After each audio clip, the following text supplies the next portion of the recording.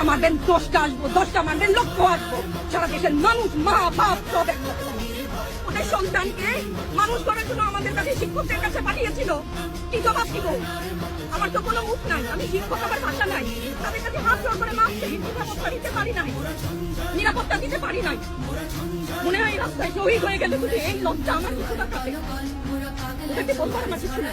আমি হিজাব করি বলেন আমি হচ্ছে গিয়ে জঙ্গি, আরো বলেন না যারাই প্রতিবাদ করছে জঙ্গি। হ্যাঁ, 71-এর সময় জঙ্গি এক যদি চেহারা অমল হয়, 24-এর জঙ্গি চেহারা এরকম হবে। তাহলে দল করলেই কেন, যে দল করেন এটা স্বীকৃতি দিতে হবে। দল করলে ক্ষতি কি?